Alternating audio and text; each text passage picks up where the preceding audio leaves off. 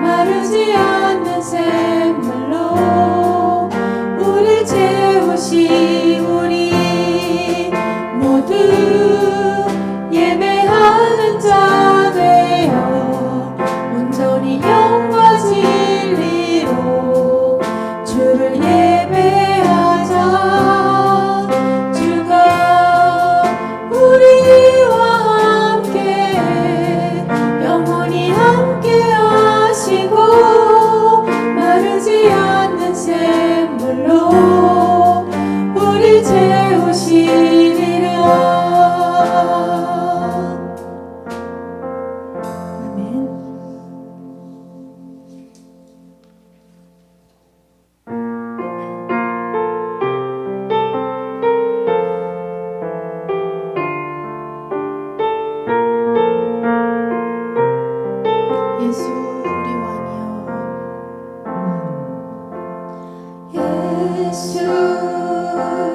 우리 왕이여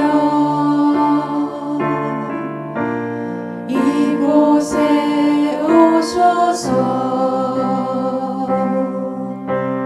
보좌로 주여 임하사 찬양을 받아 주소서. 주님을 찬양하오니 주님을 경배하오니 왕이신 예수여 오셔서 좌정하사 다스리소서.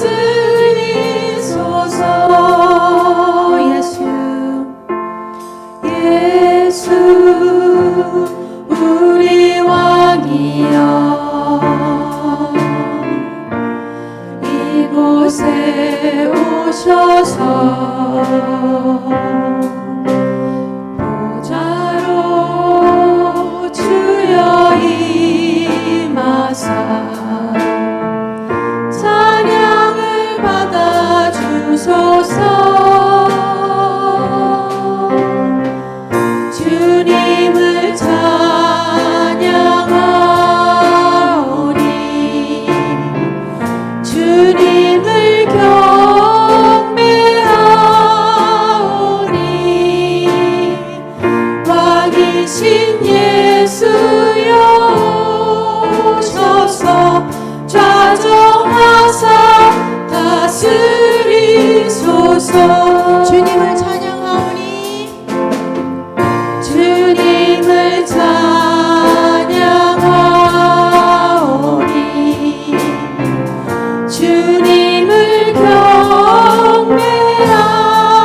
경배하오니 왕이신 예수여 오셔서 좌정하사 다스리소서.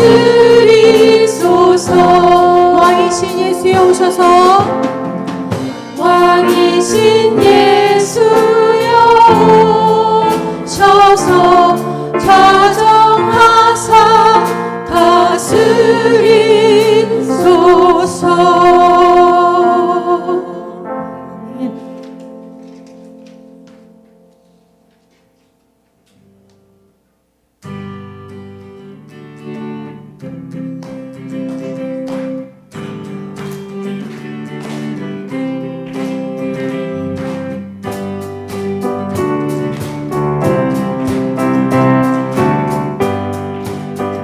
문들어 머리 들어라 문들어 머리 들어라 들리지어다 영원한 문들어 영광의 왕 들어가시도록 영광의 왕 들어가신다. 문들어 머리 들어라 문들어 머리 들어라 들리지어다 영원한 문들어 영광의 왕 들어가시도록 영광의 왕 들어가신다. 영광의 왕이시여 강하고 능하신 주로다 전쟁에 능하신 주시라 다 찬양 위대하신 왕께 만세 왕께 만세 왕께 만세 당신은 영광의 왕이라 다 찬양 위대하신 왕. 한 번 더 문들어 문들어 머리 들어라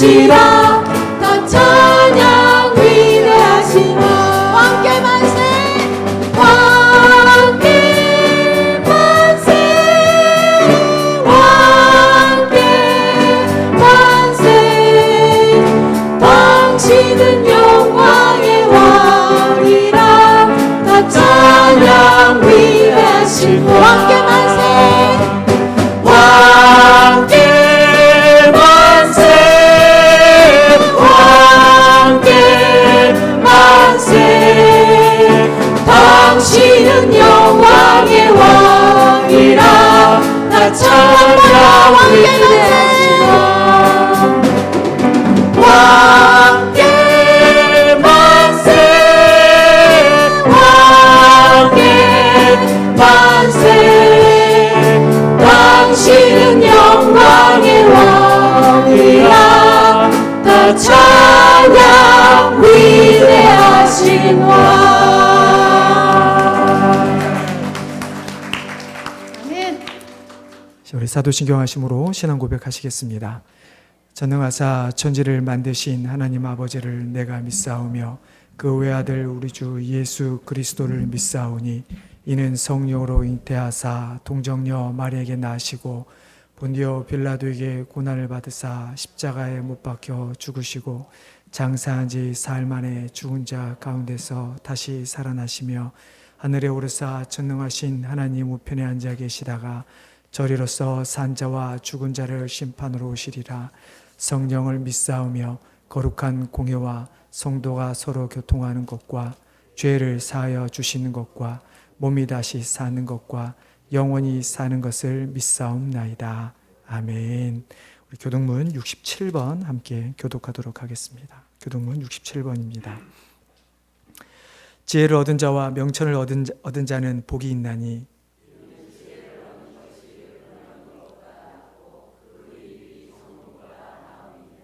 지혜는 진주보다 귀하니 내가 사모하는 모든 것으로도 이에 비교할 수 없도다.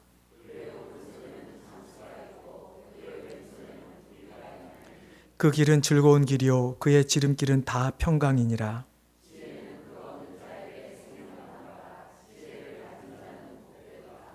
여호와께서는 지혜로 땅에 터를 놓으셨으며 명철로 하늘을 견고히 세우셨고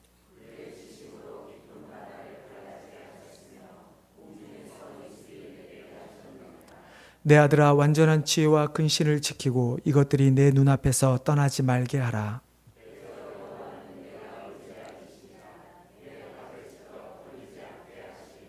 아멘.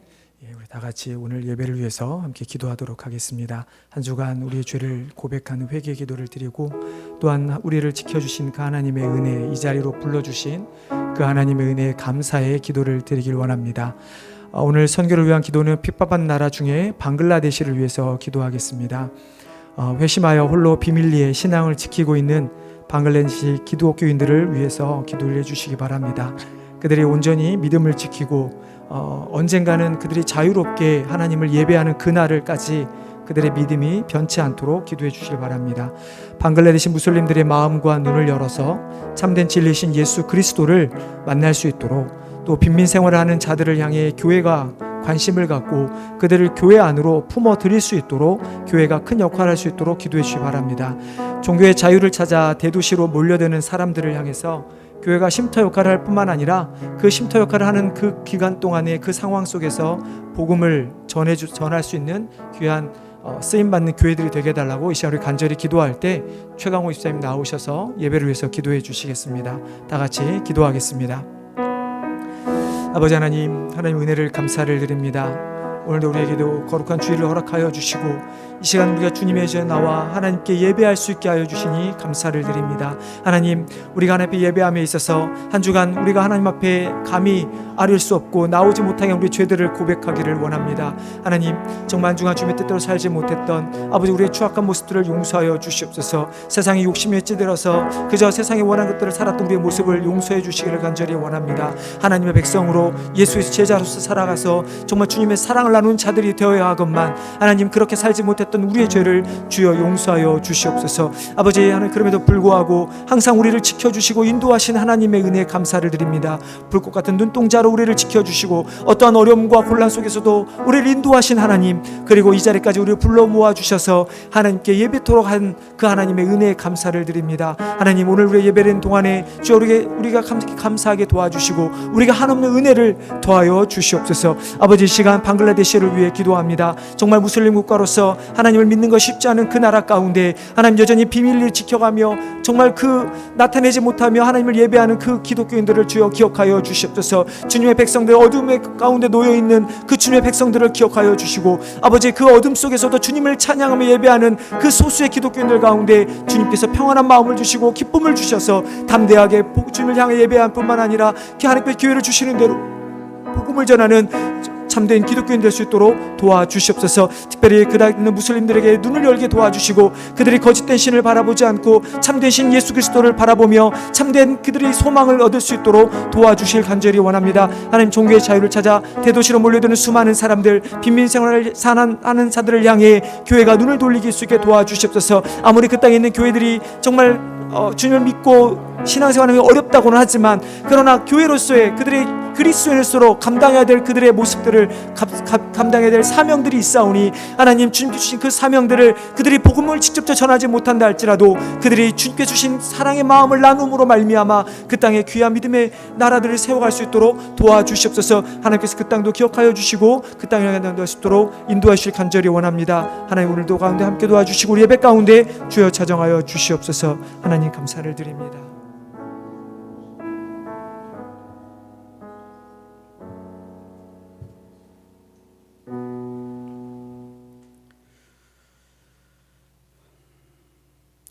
약한 것을 들어 강한 것을 부끄럽게 하시는 하나님, 없는 것을 들어 있는 것을 피하게 하시는 하나님, 오늘도 저희 모두를 예배 자리로 불러주심을 감사드립니다.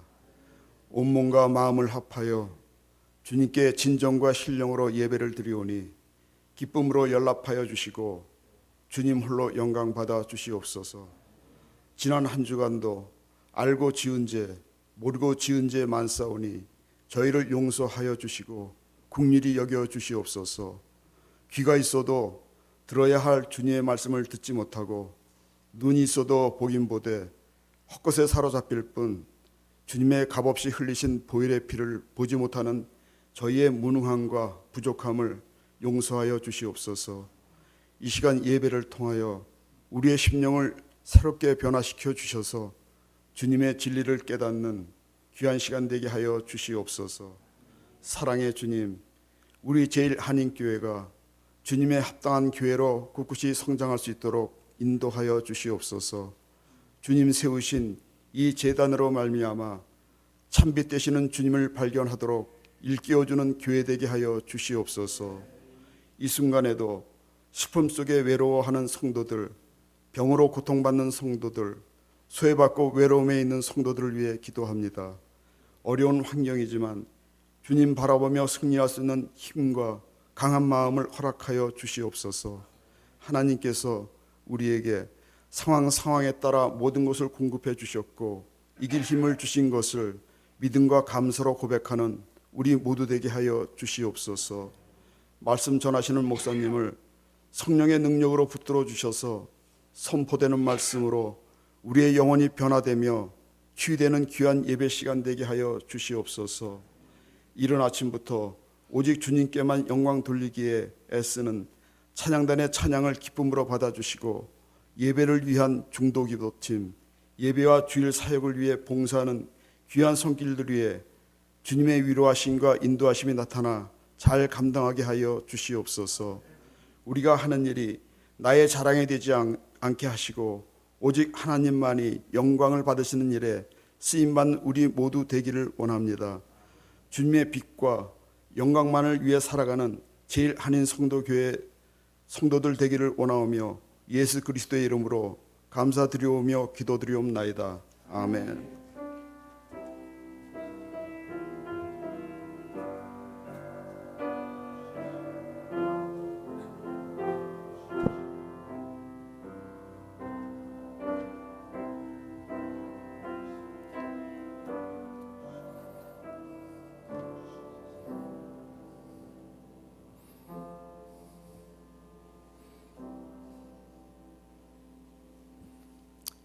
예, 우리 서로 돌아오면서 인사 한번 하겠습니다. 잘 오셨습니다. 반갑습니다. 우리 인사 한번 하겠습니다. 네. 예. 네. 오늘 아침에 누가 새로운 분이 오시지 않았나요? 밖에서 무슨 소리가 들리긴 했는데. 은혜, 예, 둘째 따님, 네. 그리고 손녀, 아리아인가요? 아리아, 예. 그럼 어쩐지 분명히 제가 아까 안에 있는데 소리가 들리긴 했는데 지금 이 안에는 안 계셔서 네, 알겠습니다. 예, 일단 오셔서 반갑고요. 끝나고 또 인사드리겠습니다. 네. 예, 오늘 우리 함께 나눌 말씀은 마가복음 6장 30절부터 34절의 말씀 우리 함께 나누도록 하겠습니다. 우리 자리 찾으시면 자리에서 일어나셔서 함께 봉독하도록 하겠습니다. 마가복음 6장 30절로 34절의 말씀입니다. 5구절이니까 우리 한 목소리로 같이 읽도록 하겠습니다. 마가복음 6장 30에서 34절입니다. 같이 읽겠습니다. 사도들이 예수께 모여 자기들이 행한 것과 가르친 것을 낱낱이 고하니 이르시되 너희는 따로 한적한 곳에 가서 잠깐 쉬어라 하시니 이는 오고 가는 사람이 많아 음식 먹을 겨를도 없음이라. 이에 배를 타고 따로 한적한 곳에 갈새 그들이 가는 것을 보고 많은 사람이 그들인 줄 안지라. 모든 고을로부터 도보로 그곳에 달려와 그들보다 먼저 갔더라. 예수께서 나오사 큰 무리를 보시고 그 목자 없는 양 같음으로 인하여 불쌍히 여기사 이에 여러 가지로 가르치시더라. 아멘. 예, 자리에 앉아주시기 바랍니다. 제가 한 번 더 기도하겠습니다. 하나님, 오늘도 우리가 하나님 앞에 나와 하나님께 예배하며 특별히 하나님의 말씀을 이 시간 우리가 듣기를 원합니다. 하나님 우리에게 말씀하여 주시고 우리는 말씀하시는 그 하나님의 음성을 듣고 우리의 삶을 온전히 하나님께 올려드리겠다 헌신하며 다짐하는 귀한 시간 되게 도와주시옵소서. 감사하며 예수님의 이름으로 기도드리옵나이다. 세상에 정치하는 우리 많은 정치자들 또 지도자들을 바라보면서 이런 생각을 하게 됩니다. 과연 그들은 어떤 마음으로 나라를 다스릴까? 어떤 마음으로 정치를 하는 걸까? 물론 저도 똑같은 생각을 합니다. 어떻게 목회자들은 목회를 해야 하는 것일까? 며칠 전 한 TV 프로그램에서 한 군인이 그러니까 지금은 아닌 것 같아요. 군인이 이라크 파병 당시에 문재인 전 대통령이 방문한 이야기를 하는 것을 보았습니다.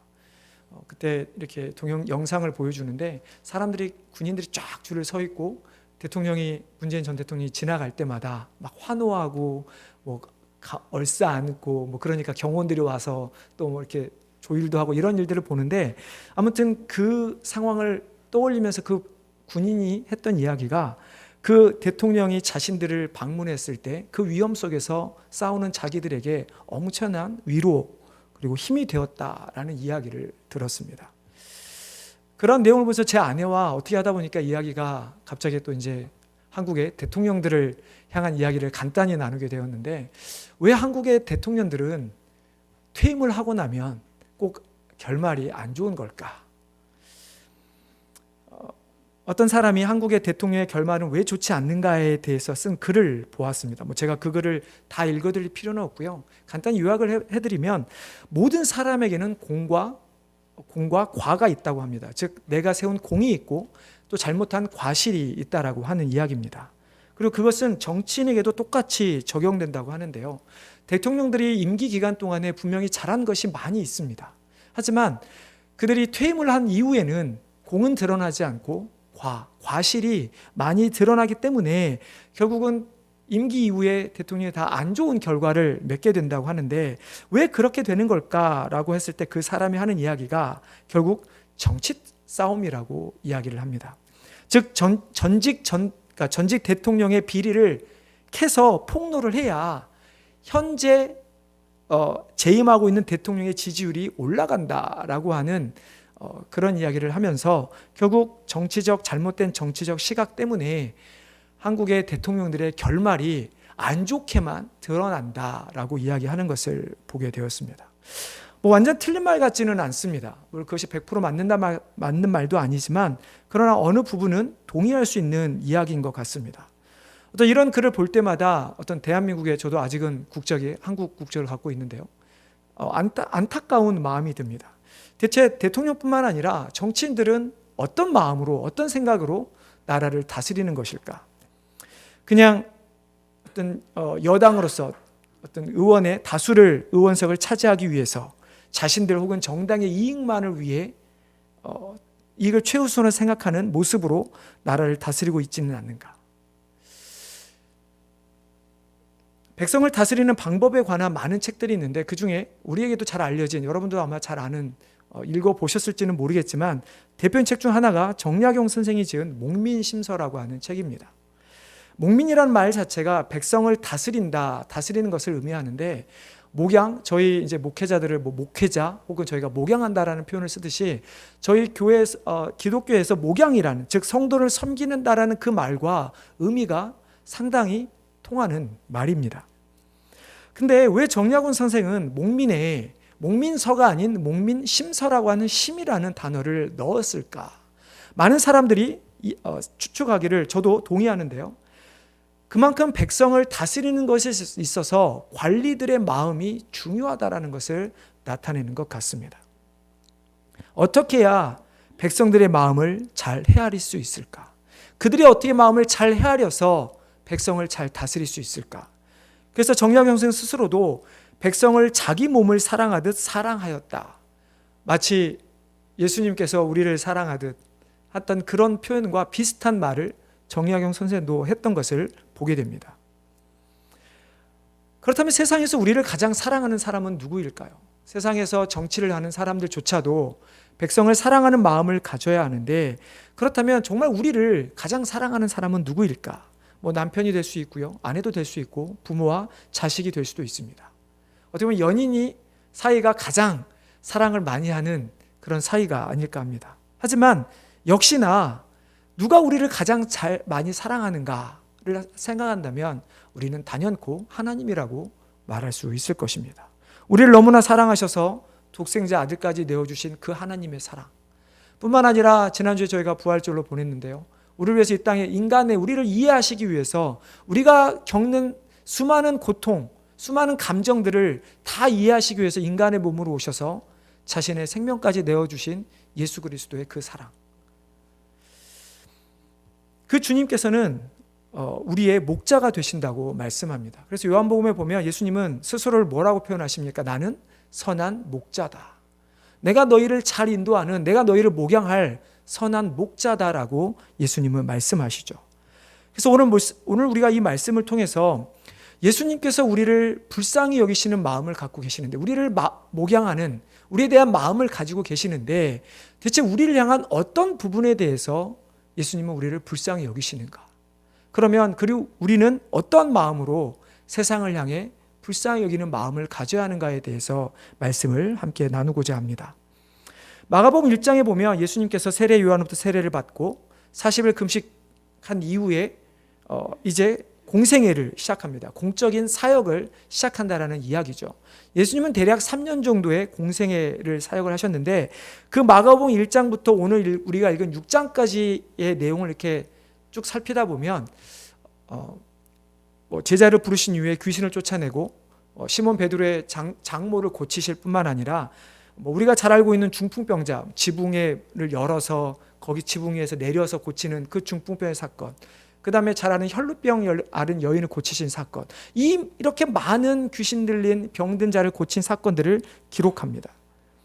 그리고 오늘 우리가 읽은 본문 13절에 보면 예수님의 제자들조차도 나가서 전도했을 뿐만 아니라 병자를 고치고 귀신을 쫓아내는 놀라운 역사들을 행하게 됩니다. 물론 이 14절부터 29절의 중간에 세례 요한의 어떤 죽임을 당하는 사건이 삽입되어 있지만, 실제적으로 우리가 읽은 오늘 30절의 말씀은 그 제자들이 복음을 전하고 놀라운 일을 행했다는 13절과 연결되고 있죠. 그래서 오늘 본문의 시작이 어떻게 됩니까?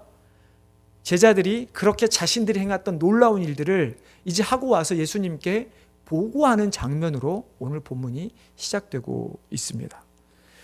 혹시 마가복음이 더 궁금하시면 요즘 수요 성경 공부 저희가 마가복음으로 하고 있는데요. 지금 1장 이제 끝나갑니다.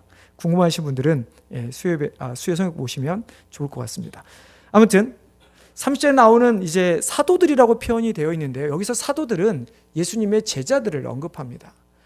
예수님 이후에 우리가 나오는 사도라고 하는 그 표현은 그들을 향한 칭호적인 표현이었다면, 오늘 나오는 이 사도의 표현은 예수님의 제자들이 했던 사역을 나타내는 의미이죠. 즉 사도라고 하는 것이 어떤 것입니까? 그들이 밖에 나가서 복음을 전하는 그 일을 하는 것 자체를 나타내는 것을 의미하는 것으로서 오늘 마가는 제자들을 사도라고 표현을 했는데요. 아무튼 제자들이 이렇게 예수님께 자신들이 행했던 놀라운 일들에 대해서 보고를 합니다. 그러자 예수님은 제자들 향해 뭐라고 말씀하십니까? 너희는 따로 한적한 곳에 가서 쉬어라. 예수님이 왜 한적한 곳에 가서 쉬라고 하셨을까? 실제로 32절에 보면 배를 타고 이제 옮기시는 것까지 모습을 보여주시는데요. 여기는 특별히 두 가지 의도가 담겨 있습니다. 하나는 정말로 사람들의 방해를 받지 않고 쉬기 위한 장소를 찾은 것입니다. 31절에 보면 제자들은 사람이 많아 음식 먹을 겨를도 없었다라고 기록되어 있습니다. 이 당시에 6월절이 가까워지고 있었고, 또 예수님의 그 놀라운 기적들을 바라보면서 예수님을 따랐던 수많은 사람들이 겹치면서 예수님과 제자들은 밥 먹을 겨를도 없었던 그런 바쁜 모습을 보이고 있었는데요. 그래서 예수님께서는 제자들을 향해서 너희가 쉼을 쉬면서 다음 사역을 준비하기 위한 시간으로 따로 한적한 곳에 가서 쉬라라고 말씀을 하셨습니다. 예수님께서도 마가복음 1장에 보시면 새벽 미명에 한적한 곳에 가서 기도하셨다라는 표현으로 예수님은 자신의 사역을 기도하심으로 준비하신 것을 우리가 알 수 있죠. 이처럼 예수님께서는 제자들로 하여금 쉬면서 사역을 준비하는 시간으로 삼기 위해 한적한 곳으로 가서 쉬어라 라고 말씀을 하셨습니다. 둘째는 예수님의 인기가 날로 높아지자 정치적, 종교적 지도자들의 반대가 점점 거세지는 것을 피하기 위해 또한 한적한 곳으로 가셨습니다. 예수님이 그들이 무서워서 피하셨을까요? 왜 예수님은 한적한 곳으로 가셔서 그들을 피하셨을까? 예수님이 이 땅에 오신 목적은 자신이 왕이 되는 것이 아니었습니다.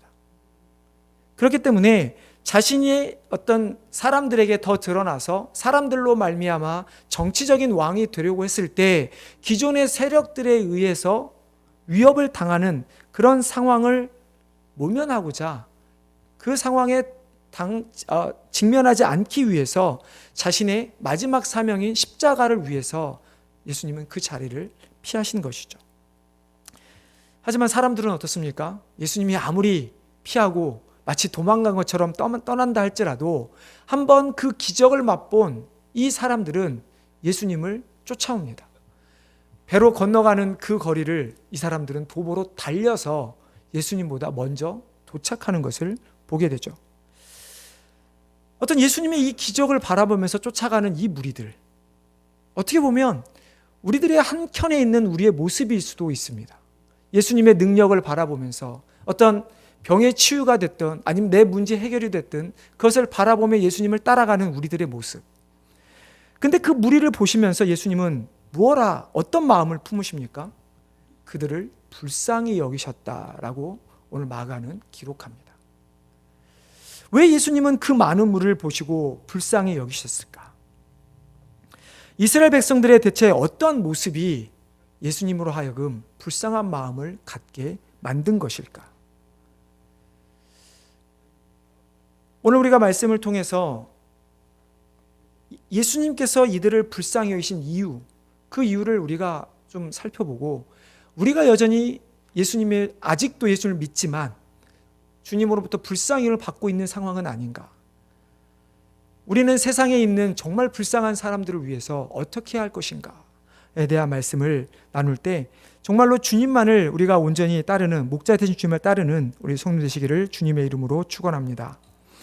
첫째로 무리들을 불쌍히 여기신 이유는 그들에게 진정한 목자가 없었기 때문입니다. 예수님께서 무리를 보시면서 목자 없는 양 같음에 그들을 불쌍히 여기셨다라고 오늘 본문은 기록하고 있습니다. 민수기 27장에 보면 하나님께서 모세로 하여금 이제 아론을 이제 죽어서 하나님께 데려간 것처럼 이제 너도 내가 데려갈 것이다 라고 말씀을 합니다. 그러니까 즉 모세가 죽게 될 거라고 말씀을 하시죠. 그때 모세가 하나님께 이렇게 이야기합니다. 민수기 27장 16절 17절의 말씀인데요. 제가 읽어드리겠습니다. 여호와 모든 육체의 생명의 하나님이시여 원하건대 한 사람을 이 회중 위에 세워서 그로 그들 앞에 출입하며 그들을 인도하여 출입하게 하사 여호와의 회중이 목자 없는 양과 같이 되지 않게 하옵소서. 모세는 자신이 죽게 되었을 때 하나님께 기도하기를 하나님 이 백성을 목자 없는 양같이 되지 않게 해달라고 기도합니다. 즉 자신을 대신하여 누군가를 세워서 이 백성을 목자 없는 양이 아닌 목자를 세워서 인도함 받는 양이 되게 해달라고 기도한 것이죠. 이것은 단순히 이스라엘의 어떤 정치적 혹은 육적인 리더만을 이야기하는 것은 아닙니다. 당장 모세 생각에는 이스라엘 백성들이 가나안 땅에 들어가서 전쟁을 해서 그 땅을 취해야 되는데 그러기 위해서는 이들 앞에서 인도에서 싸울 누군가를 필요해서 그 누군가를 세워달라는 이야기가 결코 아닙니다. 그는 하나님께서 자신을 이스라엘의 영적, 정치적 지도자로 삼았던 것처럼 하나님께 누군가를 대신해서 이 백성들이 옳은 길로 하나님의 길로 갈 수 있도록 그리고 가나안 땅을 얻을 수 있도록 누군가의 영적인 정치적인 지도자를 세워달라고 이야기를 한 것입니다. 하지만 이스라엘 백성들은 어떻습니까? 여호수아와 여러 사사들을 지나면서 그들이 결국에는 하나님의 뜻을 어기고 세상의 나라들처럼 왕을 요구하는 일이 생기게 됩니다. 그 왕을 요구했던 이스라엘 향해 하나님께서 뭐라고 하십니까? 그 백성들이 내가 그들을 애굽에서 인도하낼 때부터, 즉 지금 모세가 기도하고 있는 이 시점이 아닌 모세가 이스라엘 백성들을 끄집어냈던 그 애굽에 출애굽했던 그때부터 나를 버리고 다른 신을 섬기고 내가 아닌 다른 신을 자신들의 왕으로 삼았다라고 하나님은 이스라엘 백성들을 책망하셨습니다. 이미 출애굽 때부터 하나님을 버린 이스라엘, 모세가 이런 그 민수기 26장에 아까 읽어드렸던 그런 목자 없는 양같이 되지 않게 해달라는 이 기도, 이 간구가 모르겠습니다. 모세가 정말 그 이스라엘 백성의 미래를 알아서 했는지는 잘 모르겠습니다. 하지만 어찌됐든 그 이스라엘 백성을 향해 하나님께 목자 없는 양같이 되겠다고 간구를 했음에도 불구하고 결국 하나님을 배반했던 이스라엘 백성들, 그들은 왕을 요구하기 시작하면서 이제 본격적으로 하나님께 불순종하는 모습을 나타내게 됩니다. 그래도 사사시대만 하더라도 불순종하면 사사를 하나님께서 치셔서 돌이키게 하시고 이런 말들이 있었지만, 그러나 왕을 요구함을 통해서 이제 너희가 왕의 이름으로 구해도 내가 너에게 응답하지 아니겠다라는 그 말씀처럼 이제 더 이상 하나님께서는 이스라엘 백성들을 향해 직접적으로 말씀하는 모습이 점점 사라지게 되죠. 그 이스라엘 말로는 어떻게 됩니까? 아수르와 바벨론에 멸망당하게 되고 무려 그 이후 예수님이 오시기까지 400년이라는 기간 동안 하나님께서 선지자도 보내지 않으시고 선견자도 보내지 않으시고 직접 말씀하시지도 않는 암흑기의 시간을 보내게 되죠. 결국 그들은 모세의 간구와는 달리 목자 없는 양이 되어버리고 만 것입니다. 이스라엘 백성들은 자신들은 평생 하나님을 버린 적이 없다고 하지만, 그러나 하나님께서는 나 외에 다른 신을 섬기는 너희들을 내가 버리겠다라고 말씀하셔서 결국 그들은 목자 없는 양이 되어버리고 만 것이죠. 예수님이 그들을 바라면서 그래서 얼마나 마음이 안타까웠겠습니까? 단순히 이들이 자신이 누군지를 모르고 따르는 것이 뿐만이 아니라 정말 자신들의 영원한 주인인 목자인 하나님을 잃어버린, 하나님을 바라보지 못하는 그들을 향해 예수님은 불쌍히 여길 수밖에 없었던 것이죠. 불순종과 우상 숭배로 인하여 단순히 어떤 눈에 보이는 영적, 종교적, 정치적 지도자만이 아닌 영원한 주인 되시는 하나님을 잃어버린 이스라엘 백성들. 어떻게 보면 과거에 우리가 아마 이스라엘 백성들과 똑같이 목자 없는 양처럼 살았던 존재들이 아닌가 합니다. 예수님을 알기 전에, 믿기 전에 우리도 여전히 목자 없는 양 같은 존재들이었죠.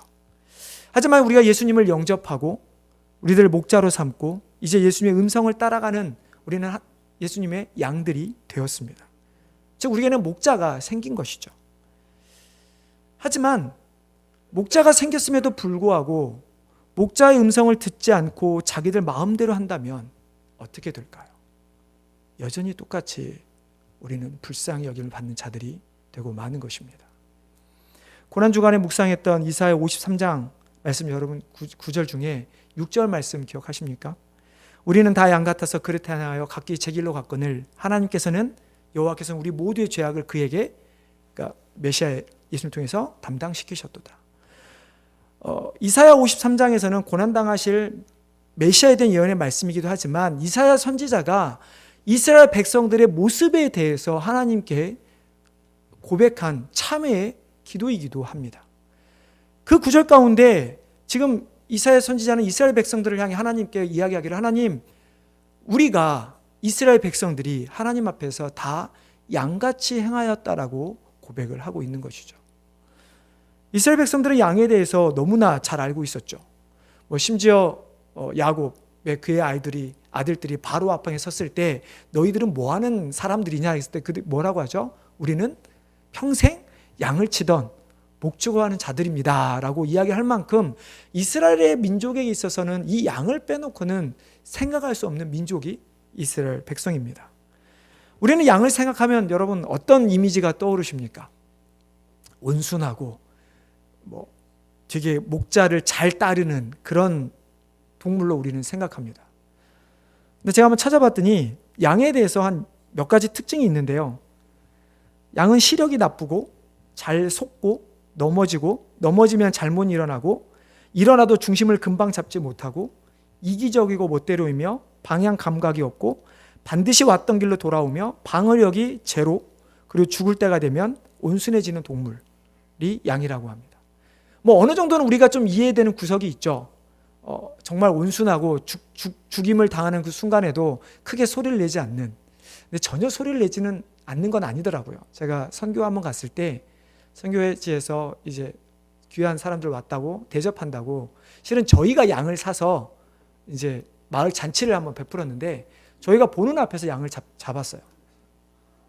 근데 여러분 그게 되게 잔인할 것 같은데 구약의 그 제사와 상황을 생각하다 보니까 이 사람들은 양의 가죽까지 쓰다 보니까 목에 살짝 이렇게 해서 하는데 양도 소리를 냅니다. 죽게 되니까 약간 마치 개가 낑낑대듯이 소리를 약간 내더라고요. 그렇지만 그 우리 소위 돼지 멱다는 소리 같은 그런 소리는 내지 않는데, 아무튼 제가 양의 특징을 말씀드리면 눈치채셨나요? 양은 절대로 목자를 잘 따를 수 있는 동물이 아닙니다. 그들은 자신들이 원하는 대로 행하는 동물이 양인 것이죠.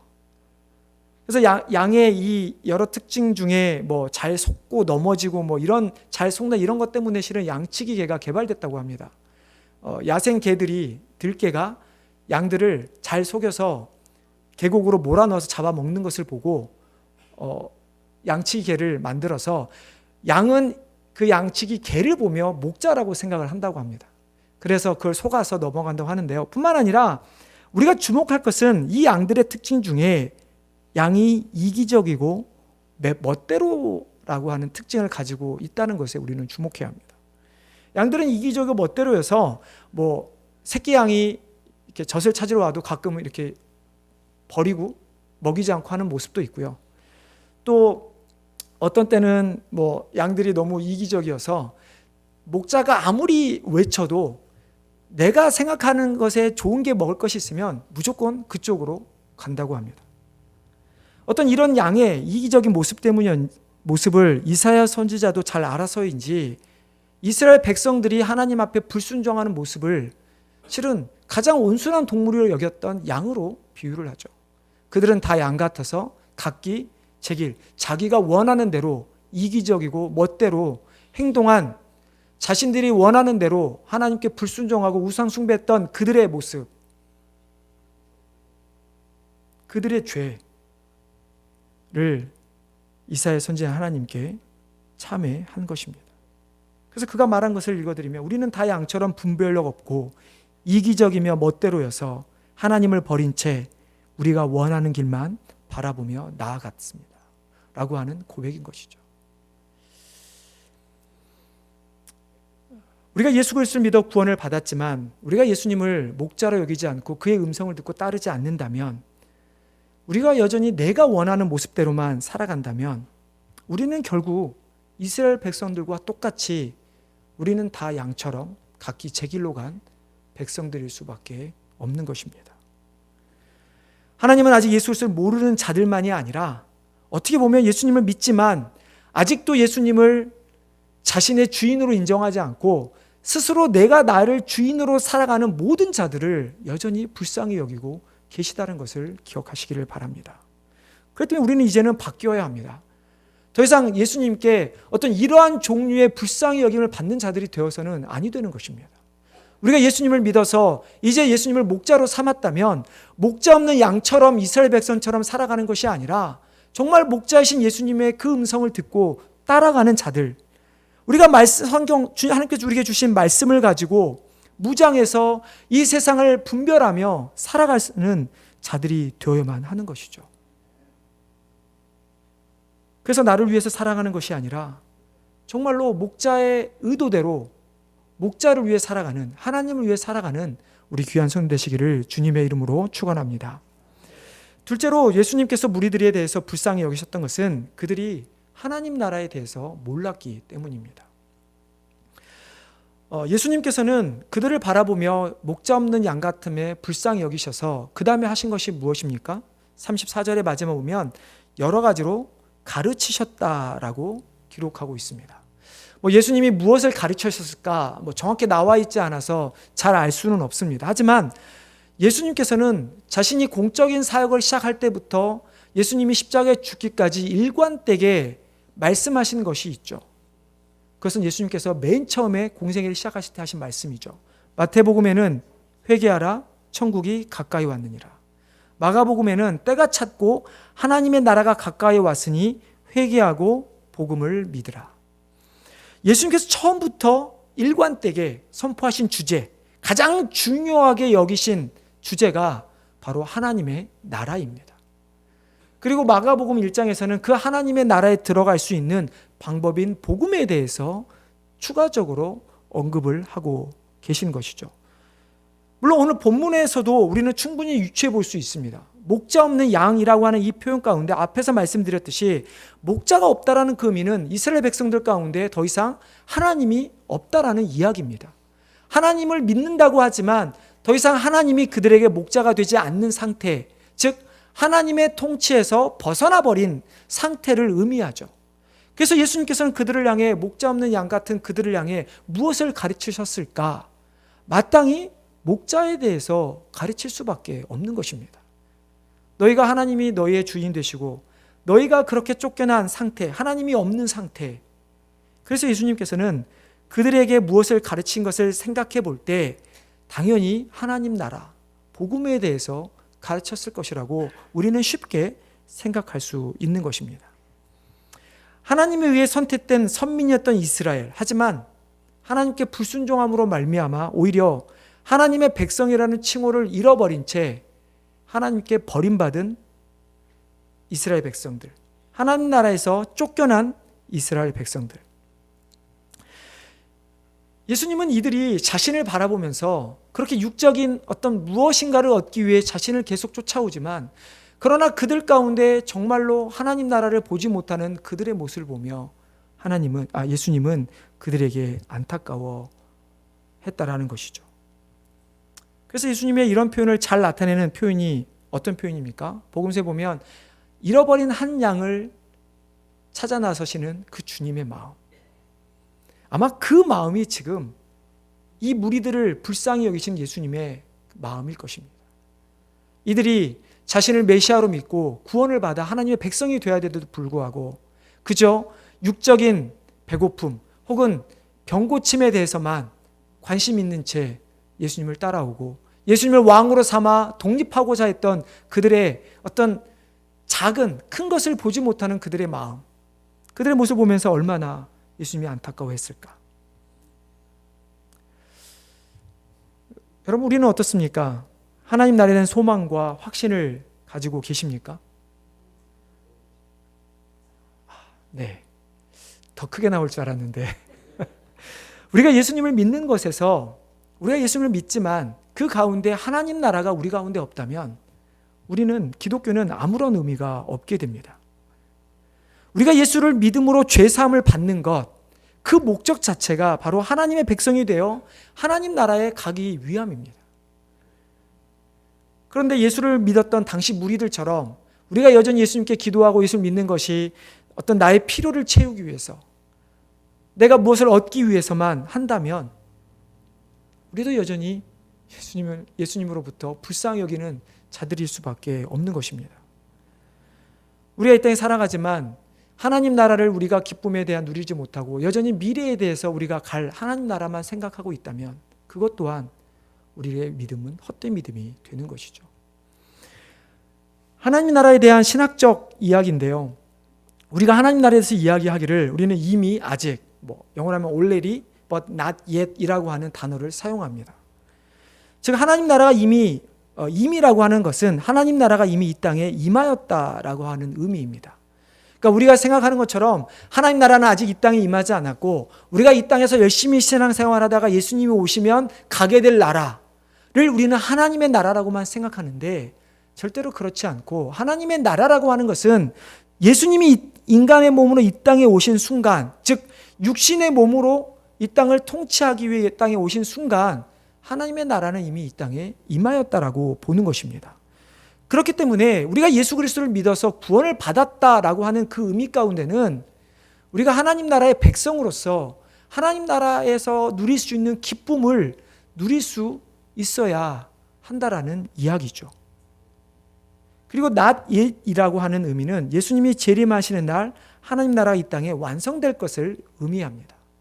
하나님 나라가 완성된다라는 말 때문에 혹시 그러면 지금 우리가 누리는 이 세상에서 있는 하나님 나라는 불완전한 것인가 라고 생각할지도 모르겠지만 하나님 나라가 불완전한 것이 아니라 하나님께서 예수님이 재림하시는 그날까지 사단의 무리들을 이 땅에 남겨두신다라는 의미입니다. 그렇다고 한다면 예수님이 오시는 날 하나님 나라가 완성된다라고 하는 의미는 불완전 나라가 완성되는 것이 아니라 하나님께서 내버려 두신 사단을 완전히 제하여 버린 채 이제는 하나님의 나라 백성들만 이 땅에 남게 된다라는 의미인 것이죠. 그렇기 때문에 우리는 이러한 하나님의 나라에 대해서 지금 살아가고 있는 우리의 삶에서 우리는 하나님 나라의 기쁨을 누려야만 하는 것입니다. 내가 처한 상황, 환경, 그것 때문에 내가 하나님 나라를 누리고 있지 못하다면 그것은 우리의 믿음이 잘못됐다라는 것을 깨달아야 하는 것입니다. 내가 하나님 나라에 대해서 기쁨을 누리지 못하면, 내가 하나님 나라의 백성으로서 살아가고 있지 못한다면 주님께서 그 무리들을 보시면서 불쌍히 여기셨던 것처럼 우리 또한 불쌍한 자들이 되는 것이죠. 왜 우리가 불쌍할까요? 지금 이 자리에 앉아서 예배드리고 있는 우리들의 모습조차 모든 것이 다 헛된 믿음이 되기 때문이죠. 우리가 주님을 향한 믿음을 헛된 것으로 만들지 않기 위해 우리가 어떤 그 당시 무리들처럼 잘못된 방향과 욕심 때문에 주여 하는 무리들이 되지 않기 위해서 우리는 참으로 하나님 나라에 대한 기쁨을, 그에 대한 소망을 그리고 확신을 가지고 살아가야만 하는 것입니다. 여러분, 우리가 하나님 나라에 우리가 죄 때문에 하나님과 단절되었고 하나님 나라에서 쫓겨난 바 되었지만 하나님께서 예수 그리스도를 통해서 우리를 이제 하나님 나라의 백성으로 받아주셨 것을 우리가 믿는다면 더 이상 불쌍한 자들이 되지 않기를 바랍니다. 세상과 비교해서 좀 못 가졌다 하더라도, 내 육신이 연약한다 할지라도, 남들보다 못한 지위에 있다 할지라도 그것이 우리로 하여금 불쌍히 여김을 받게 하는 것이 아니라 우리는 하나님 나라의 백성으로 하나님 나라를 소유하는 그 이유 하나 때문에 우리는 어느 누구도 우리가 불쌍히 여김을 받는 것이 아니라 그 하나님 나라를 가지지 못하는 자들을 향해 우리는 주님처럼 똑같이 불쌍한 마음을 가져야 하는 것이죠. 우리가 오늘 아침에도 많은 분들이 노숙자 사역을 다녀왔습니다. 여러분, 우리가 그 사역을 하는 근본적인 이유가 무엇일까요? 우리가 시간이 남아서일까요? 아니면 돈이 남아서 우리가 그것을 하는 것일까요? 우리가 그 사역을 하는 이유는 간단합니다. 내가 하나님 나라에 확신이 있기 때문에, 하나님을 받은 그 사랑이 있기 때문에, 그 기쁨이 있기 때문에 그것을 알지 못하는 그들이 그 빵 한 조각을 통해서 배고픔을 채우는 게 아니라, 배고픔을 채울 수 있는 빵을 나누는 것이 아니라 우리의 그 마음, 섬기고자 하는 그 사랑의 마음을 나누고자 하기 때문입니다. 여러분, 이것은 우리의 삶에서도 나타나야 합니다. 우리의 삶에서 아무리 내 삶이 바빠서 우리의 주위를, 다른 믿지 않는 누군가를, 여전히 불쌍한 자들인데 그걸 돌아보지 못한다면 우리는 그 순간 우리도 불쌍한 자들이 된다는 것을 기억하시기를 바랍니다. 오늘 본문 이후에 어떤 내용이 나옵니까? 예수님께서 먹을 것이 없는 그들을 향해 놀라운 기적을 베푸는 일들이 벌어집니다. 하지만 어떻습니까? 그 기적 이후에도 그 무리들은 예수님을 메시아로 깨닫지 못하게 되죠. 종료주에 나왔던 말씀처럼 예수님이 입성할 때는 그렇게 호산나 호산나 외쳤던 그 무리들이 예수님이 메시아인 것을 알지 못하고 하나님 나라에 들어갈 수 있는 방법인 것을 알지 못할 때 예수님이 십자가에 못 박혔던 것처럼, 우리가 그 예수님을 누리지 못하면, 우리가 다시 예수님을 십자가에 못 박는 일은 없다 할지라도 똑같이 우리는 예수님을 버리는 일들을 하게 되는 것입니다. 이제 더 이상 우리가 이러한 일들로 다른 누군가의 불쌍히 여기는 일들이 없기를 바랍니다. 이제는 나의 상황과 상관없이 항상 하나님 나라에 대한 그 기쁨과 소망, 확신에 차 있는 삶을 살아가시기를 바랍니다.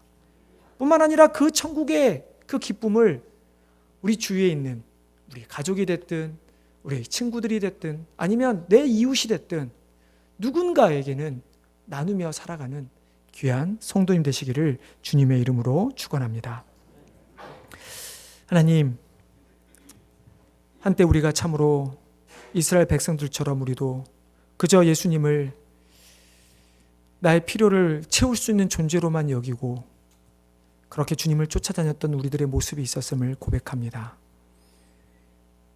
우리가 죄인 되었을 때 우리를 구원하셨건만 우리는 여전히 우리가 하나님 나라의 백성으로서의 주인으로서의 예수님을 바라보지 못하고 나의 필요를 위해 바라보는 우리의 모습, 하나님, 그런 우리들도 불쌍히 여겨주셔서 이제 우리가 변화되어서 참으로 주님을 우리의 주인으로, 우리의 목자로 삼고 우리의 목자 되신 주님의 음성만을 따라서 항상 푸른 초장과 맑은 시냇 물가로 인도함 받는, 놀라운 축복받는 주의 백성들 되게 하여 주시옵소서.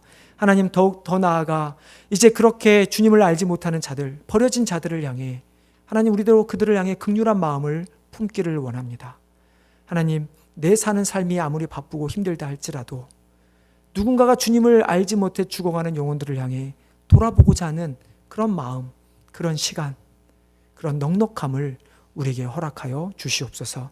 그래서 우리를 부르신 목적대로, 우리를 또 부르셔서 교회를 세우신 그 목적대로 하나님 나라의 확장을 위해 쓰임받는 귀한 성도들, 교회 되게 하여 주시옵소서. 감사하며 예수님의 이름으로 기도드리옵나이다. 아멘. 이 시간 나의 생명 드린 1절 4절 부르시면서 준비하신 예물 하나님께 올려드리겠습니다.